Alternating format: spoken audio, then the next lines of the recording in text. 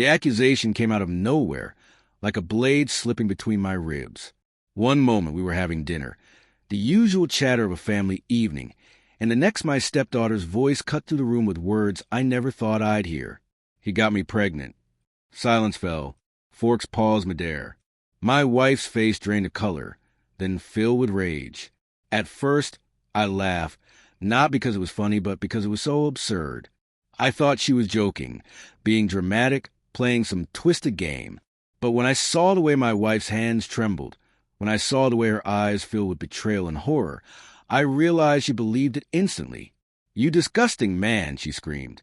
And before I could open my mouth to defend myself, her hand cracked across my face. The sound echoed through the room, a sharp punctuation to the lie that had just shattered everything I knew. I staggered back, clutching my cheek, my heart pounding. No, it's not true," I stammered, desperate, choking on the words. "You know me. You know I would never." But she wasn't listening. Nobody was. Her brothers were on me within moments. Fists flew. Boots landed. Their fury was primal, protective, merciless. I tried to shield myself, tried to shout the truth, but their rage drowned me out. By the time they were finished, I was broken, bleeding, humiliated, and staring at the faces of people I thought were my family. Faces twisted in disgust. Stay away from her. Stay away from us. My wife spat as they dragged me outside. The door slammed. And just like that, my life ended. The days that followed blurred into one long nightmare. The whisper spread quickly, venomous and unstoppable. Neighbors avoided my eyes. Friends stopped calling. My job, my reputation, everything I had worked for collapsed under the weight of her lie. And she, my stepdaughter, walked around the house with an air of triumph, a faint smile playing at her lips whenever she looked at me. I tried to confront her once, to beg her to tell the truth. "Why are you doing this?" I asked, my voice raw. Her eyes, cold and calculating, flicked to mine. "Because I can," she whispered. And then she turned and walked away, leaving me gasping at the cruelty of it. I thought my wife would eventually see through it, that love would clear the fog, that she would remember who I was, what we had shared. But instead, she doubled down, her words sharper every day. "I trusted you with my daughter," she hissed one night, her eyes filled with tears of rage. "And you destroyed everything." I wanted to scream, to shake her, to beg her to see reason. But how do you fight a lie when the person you love most clings to it tighter than the truth? The beatings from her brothers left bruises that healed slowly, but the bruises on my soul festered. I was no longer a husband, no longer a stepfather, no longer even a man in their eyes. I was a monster, and once that seed of doubt is planted, it grows, no matter how many times you water with truth. The breaking point came late one night, when I stood at the train station, a bag at my feet, my hands trembling. The house behind me was no longer a home.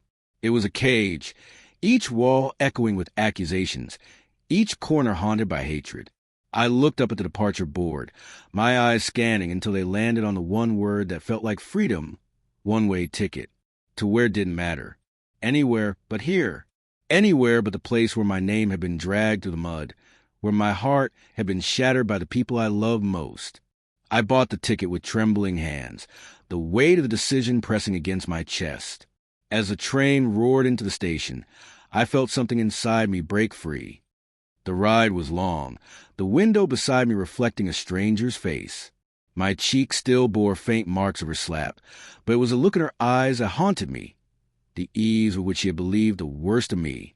I thought of the years I had given her, the love I had poured into our marriage, the countless small sacrifices, all of it erased in a single lie. And the girl, the stepdaughter I had tried to guide, to support, to protect, she had destroyed me with a single sentence. No hesitation, no guilt, just a lie that burned everything to ash. But as the miles passed, I began to realize something. Their betrayal said more about them than it ever did about me.